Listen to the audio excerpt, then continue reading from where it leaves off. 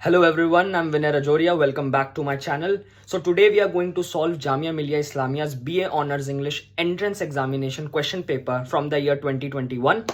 The question paper I'm going to solve is set B of it, and I'm going to solve the part A, which is the MCQ type question paper, which has 40 questions in it, and we're going to solve all of it in the class today.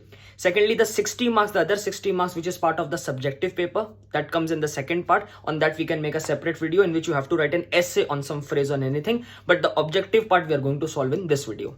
But before going any further, let me tell you that I am a student of English literature from Jamia Millia Islamia itself. I'm a BA honors student. I cracked my entrance exam in the year 2020 in my first attempt. And so I know a little bit about how this paper goes and how to crack it. So I'm going to help you today. As for the question paper, I have uploaded a link in the description for the complete paper, PDF of it, solved PDF it is there. And you can access it, download it or print it as you can want along with the question paper. And now we are going to solve it. So let's come up with the first question and see how we will go about it.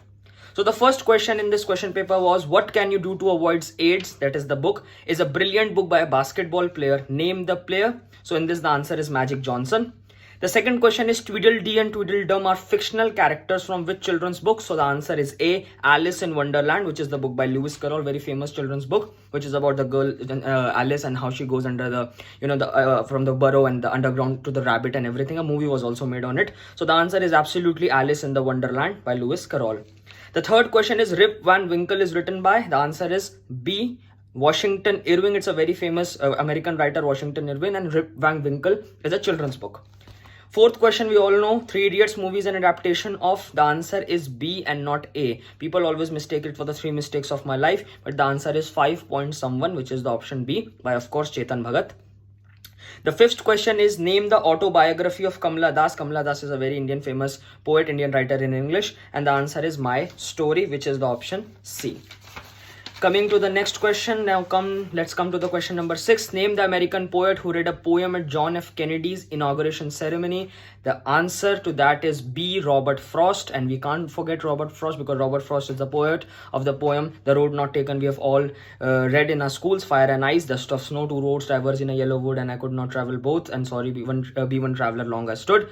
That is the poet Robert Frost, and of course John F. Kennedy, we know he was later assassinated. So the answer is Robert Frost. Seventh question, The Heights of Machu Picchu is a poem by? The answer is again B. It is Pablo Neruda. He is the Chilean communist poet. He again won the Nobel Prize in 1971. His most famous work, amongst his most famous works, is like Ode to an Onion. So Pablo Neruda, the Chilean poet, is the right answer. Eighth question is, Of Woman Born is a feminist book by? The answer is A, Adrienne Rich. She was a feminist American poet. One of the poems of hers which we read in school is Aunt Jennifer's Tigers, which is again a feminist poem about domestic violence, which we read in, I think, high school. So the answer is Adrienne Rich, American poet. So ninth question, who has authored the memoir The World Within World? The answer is B, Stephen Spender. The 10th question, on first looking into Chapman's Homer is a sonnet by? The sonnet is by John Keats, the romantic poet. C, John Keats.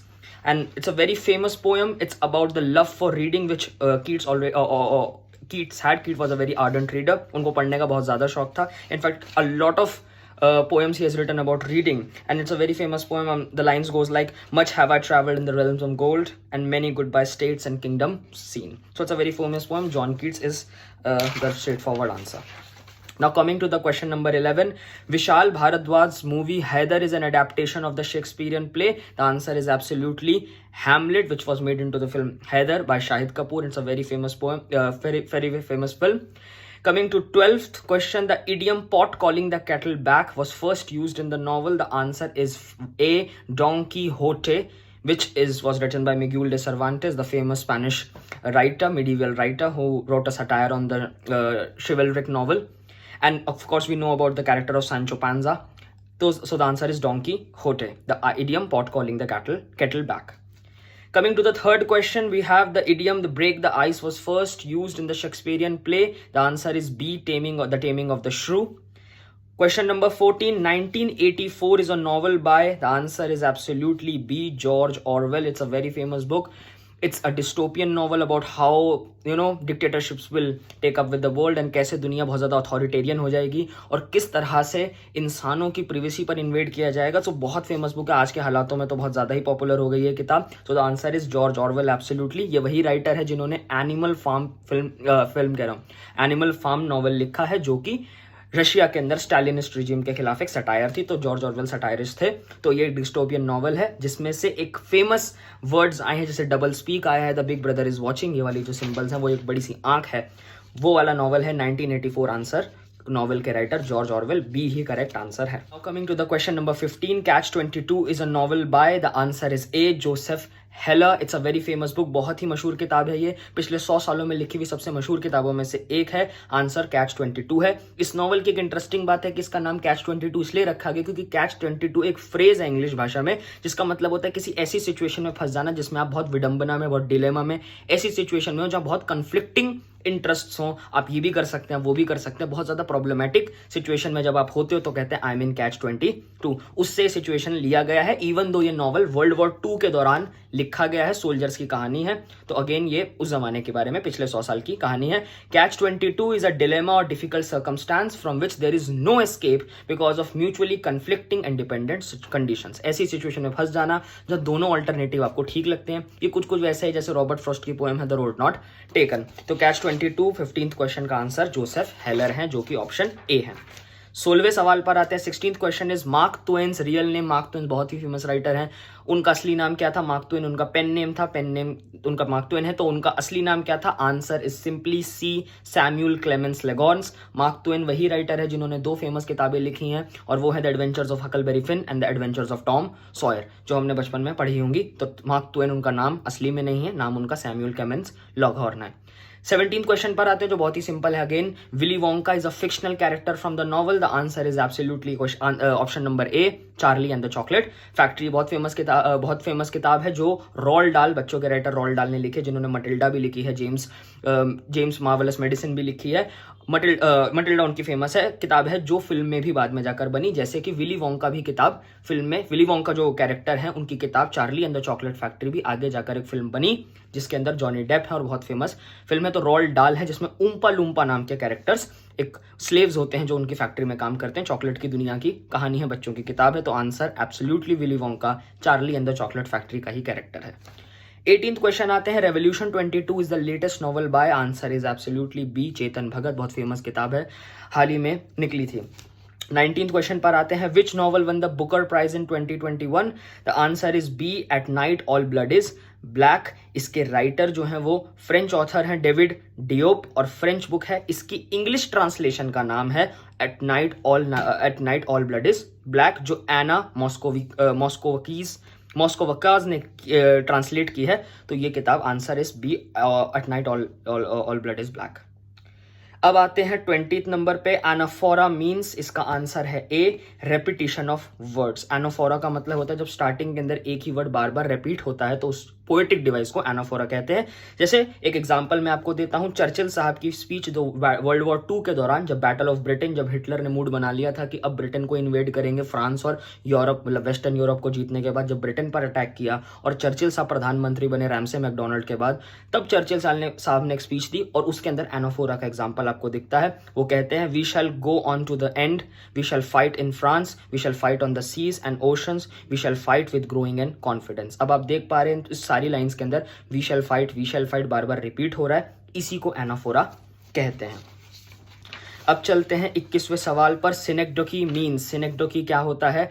Again इसका answer B है, part representing whole. जब एक किसी भी चीज का एक हिस्सा उस पूरी चीज को रिप्रेजेंट करने लगता है, उस चीज के लिए खड़ा हो जाता है, तो हम कहते हैं कि यहाँ सिनेक्डोकी यूज हुआ है। ये नाम सुनने में मुश्किल है, it's very difficult to understand, it sounds very difficult, but it's a very simple thing. मैं आपको एग्जांपल देता हूँ, आप समझ जाएंगे, और हम बहुत आमतौर पर इसको इस्तेमाल करते हैं। जैसे अगर किसी को कहते हैं कि गिव मी अ हैंड, कि मेरी मदद करिए, तो यहाँ हैंड जो है वो एक सिनेक्डो की है, क्योंकि पूरे इंसान की मदद लेने के लिए उसके हैंड को यूज किया जा रहा है, उसके हैंड को सिनेक्डो की, उस पूरे की मदद लेने के लिए हैंड का सिंबल बन गया एक तरह से, हैंड उस पूरे के इंसान की जगह खड़ा होता है, इसलिए वो कह रहे हैं पार्ट रिप्रेजेंटिंग द होल। और जैसे दूसरा हो गया, I have mouths to feed. अब यहाँ पर माउथ भी सिनेक्डो की है, क्योंकि वो इंसान के पेट की जगह रिप्रेजेंट क्या हो रहा है, एक हिस्सा, एक पूरी बॉडी या पूरा जो बीइंग है उसका एक हिस्सा यूज किया जा रहा है उसको रिप्रेजेंट करने के लिए। तो जैसे कि I have mouths to feed, I have pockets to fill. Again pocket एक सिंबल, एक सिनेक्डोकी बन गया है किस चीज का, पूरे रिप्रेजेंटेटिव चीज का। तो उसलिए सिनेक्डोकी का मतलब होता है जब एक हिस्सा किसी पूरी चीज को रिप्रेजेंट करता है। अब आते हैं 22nd क्वेश्चन पर। 22nd है neologism means, answer is B, use of a term that has been newly created. कोई नया नया शब्द आया भाषा के अंदर, उसको सब लोग इस्तेमाल करने लगे तो उसको नियोलॉजिज्म कहते हैं। जैसे सिंपल सी बात है, आज की भाषा के अंदर सेल्फी एक नया वर्ड है जो सब यूज करते हैं आमतौर पर। चिलैक्स हो गया, कॉन्गो हो गया, बिलेटेड हो गया, ये सारे शब्द नियोलॉजिज्म्स हैं, नए शब्द हैं जिनको आमतौर पर यूज किया जाता है। तो ये नियोलॉजिज्म की मिसाल हो गई। अब आते हैं, let's come to 23 number question. Octave क्या होता है? It's a very technical term, poetry का वर्ड है। ऑक्टेव क्या होता है? तो answer is A, it is a 8 line stanza. Simple सी बात है, ऑक्ट शब्द का मतलब मैथमेटिक्स हो, फिजिक्स हो या इंग्लिश के अंदर पोएट्री के मीटर्स हो या फिर स्ट्रक्चर हो, पोएटिक स्ट्रक्चर, ऑक्ट का मतलब 8 होता है। Octave simply means 8 line stanzas. आपको याद दिला दूं, अगर आपने पेट्रार्कन सॉनेट्स पढ़ी हैं तो पेट्रार्क एक पोएट थे, इटालियन पोएट थे, वो इस टेक्निक को यूज किया करते थे। उनकी सोनेट यानी 14 लाइन के पोएम में 2 होते थे पैराग्राफ, एक ऑक्टेट होता था और एक सेस्टेट, यानी एक 8 लाइन का पैराग्राफ और एक 6 लाइन का, और 8 और 6 14 हो गए, 14 लाइन्स। तो ऑक्टेव उसी को कहते हैं, 8 लाइन की कोई पोएम या 8 लाइन का एक स्टैंजा। तो आंसर इज ए, ऑक्टेव क्या होता है? Octave is an answer. अब क्लियरली ए मार्क करिए, 8 line stanza. Now coming to 24th question. अगेन ये लिटरेरी टर्म्स के क्वेश्चंस है जो बहुत इंपॉर्टेंट है, और ये बहुत बड़ा हिस्सा होता है हमारे एंट्रेंस एग्जाम के अंदर कि लिटरेरी टर्म्स क्या होती हैं। तो बर्लेस्क है 24th question, burlesque is a, तो इसका answer is B, satiric poem. एक ऐसी पोएम जिसके अंदर किसी बहुत ही सीरियस चीज का मजाक उड़ाया जा रहा है, उसकी धज्जियां उड़ाई जा रही हैं, बहुत ही सीरियस ऑब्जेक्ट को बहुत फनी वे में एग्जैजरेट करके कॉमिकल वे में दिखाना, उस पर एक तंज करना।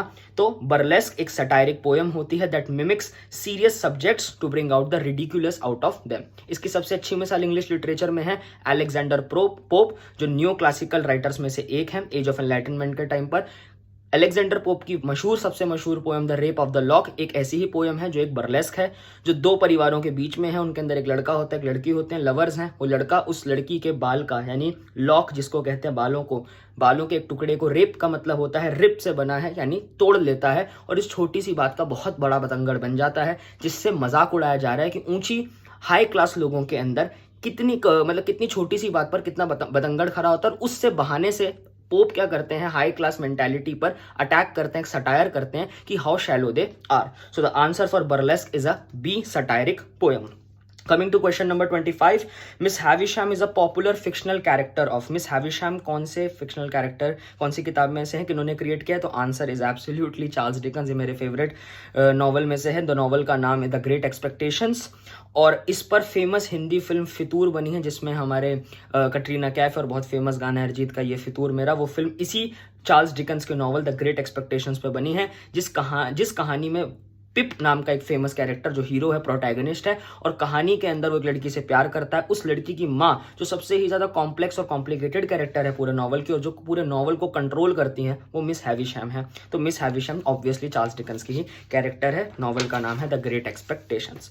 Coming to question number 26, the question is deja vu is a French word which means, ये हम सब जानते हैं, ऑलरेडी सीन। डेजा वू एक एक्सपीरियंस होता है जब हम कोई चीज करने वाले होते हैं और हमें लगता है नहीं मेरे साथ ऐसा पहले भी हुआ है, this thing has happened before, I have experience this before and I know how things will go out and I have experienced exactly what has happened. अब ये बोलेंगे दिस विल हैपन, आपको पहले से महसूस होता है कि ये सब होने वाला है, उसी महसूस, वो एक अनकैनी सी फीलिंग होती है, उसी को डेजा वू कहते हैं। तो इसका मतलब होगा ऑलरेडी सीन, कि मैं ये चीज पहले होते हुए देख चुका हूं। तो डेजा वू का आंसर बी, ऑलरेडी सीन। अब 27th पर आते हैं, the word sizzle is an example of. ये एक अगेन पोएटिक डिवाइस है, इसका answer is A, onomatopoeia. Onomatopoeia का सिंपल सा मतलब होता है those words which are spelled exactly as they sound. Basically वो शब्द जिनको वैसे ही स्पेल कहा जाता है जैसी उनकी असल आवाज होती है। जैसे मिसाल के तौर पे आप देखोगे सिजल, सिजल का मतलब होता है जैसे अगर छोंका लगता है तो उसकी जो आवाज होती है, तो आप देखेंगे उसकी आवाज नेचुरली भी सिजल, एक ज, उसके अंदर एक क्रिस्पी सी साउंड है, तो इसलिए सिजल है। इसके और एग्जांपल जैसे आप बूम, एक वर्ड है बूम, जो धमाके की आवाज है, sound of N explosion. Explosion naturally realistically भी होता है तो साउंड बूम जैसी ही आती है, और उसका वर्ड भी बूम जैसा ही है। जैसे स्मैक, हिस, क्लिक, बैम, ये ऐसे शब्दों को ओनोमेटोपिया कहते हैं। वो शब्द जो सुनने में भी वैसे ही हैं, जैसे सुनने में है वैसे ही उनको लिखा जाता है। तो answer is onomatopoeia A. Coming to question number 28, what is xenophobia? तो simple answer is A, fear of strangers, अनजान लोगों से डरने को जेनोफोबिया कहते हैं। Question number 29, very interesting, euthanasia. ये बहुत आजकल डिबेट में रहती है टर्म, तो I don't think it will be very difficult for you people to understand and relate to. Euthanasia का सिंपल सा मतलब होता है इच्छा मृत्यु। सो the answer is A, mercy killing. बहुत फेमस फिल्म उनकी, हमारे ऋतिक रोशन की बहुत मशहूर फिल्म गुजारिश जो बनी थी, वो इसी टॉपिक पे बनी हुई, इच्छा मृत्यु पर, जिसके अंदर बहुत फेमस गाना है जिसके अंदर ऐश्वर्या राय मिल गई आज मैं आसमां से, वो गाना इसी फिल्म से। गुजारिश वो यूथनेशिया के टॉपिक पर ही बनी है। 30th क्वेश्चन पर आते, the famous speech I have a dream was delivered by, answer everyone should know is B, Martin Luther King Junior, जो सिविल राइट्स मूवमेंट में उन्होंने सिविल राइट्स मूवमेंट के दौरान ब्लैक राइट्स के लिए दी गई थी। और मार्टिन लूथर किंग ने ये आई हैव अ ड्रीम जो लिंकन मेमोरियल पर उन्होंने दी और वहां पर लोगों को जगाने की कोशिश की। बाद में उनको नोबेल प्राइज भी मिला ब्लैक राइट्स के लिए, है उनको बराबरी देने के लिए। आपने रोजा पार्क्स की कहानी सुनी होगी, ये उसी के संदर्भ में, उसी के कंटेक्स्ट में दी गई थी।